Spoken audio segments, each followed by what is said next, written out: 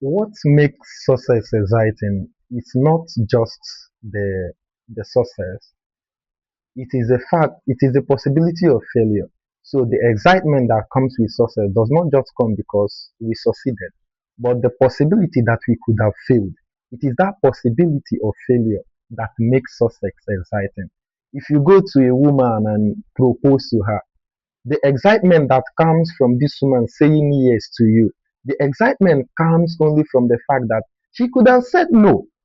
Or if you're a student, you are writing exam, let's say for those in the medical field writing that write MBBS, the joy that comes from passing the MBBS comes from the fact that the possibility of failure, that you could have failed, but you passed. So at each point, the joy that a yes carries, the joy that it carries, is the fact that at the end of it, there is a no, a very big no. So when someone wins a scholarship and the person is excited all over the place, the joy is not the scholarship. The joy is not that these people said yes to him.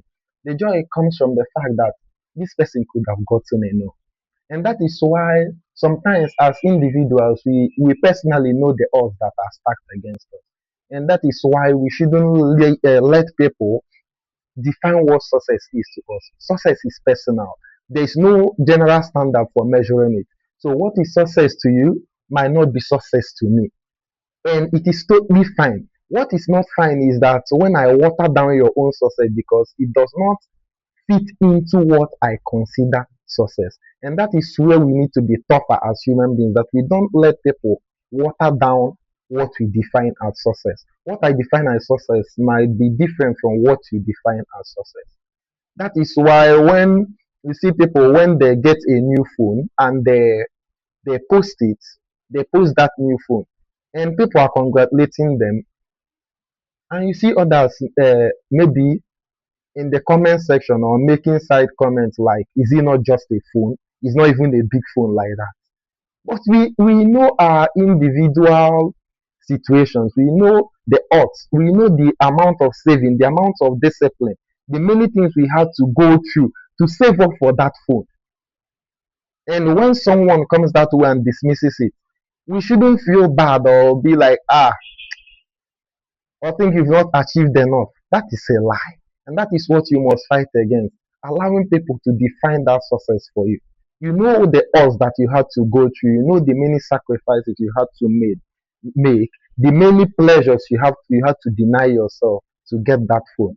Why are you letting someone else make a mess of it? That is it. And the joy that comes from getting that phone is that there were many odds stacked against you that could have prevented you from getting that phone. But here you are with the phone. Or you buy a car after years of saving, and someone just says, is it not just a car? It's not even a big car. And somehow you let that thing to get into you because this person said it. But you alone know the situation that made you get that car. You know the sacrifices you had to make to get the car. So why are you feeling down, or why are you suddenly not proud of that moment because someone comes out and say, car is not a big deal, it's just a means of transportation, and you let that affect you, you let down that to drown that your moment. And that is the problem, and that is what you must learn to stop to do in this 2026. You must stop letting people define what success is for you. You must define what success is for you. If getting married to someone who loves you is what you define as success, good and fine. It is your success story, because there are many people who get married in relationship, who die in relationship. There are many people who meet narcissists, people who are obsessed. But here you are, you met someone who is good, and somebody is trying to water it down, or somebody is going to say, "One, let's wait till next 3 months. Let's see what will happen."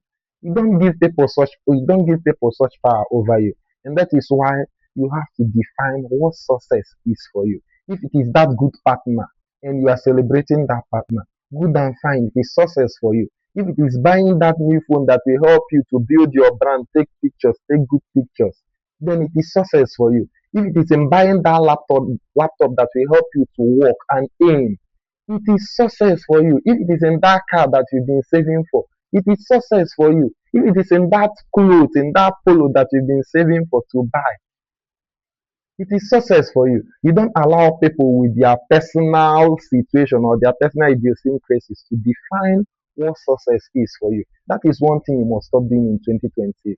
Because the joy of every success comes from the fact that you could have failed, but you didn't.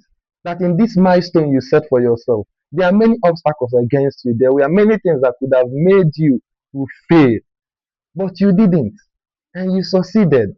So why are you letting another person define what success is for you?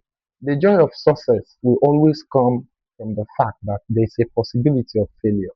You are the person who knows the odds stacked against you. You understand it better than anyone. And that is why success should be personal to you, not on general standard or something that everyone is expecting you to do. Make your success personal. Don't depend on other standards to make your own success count.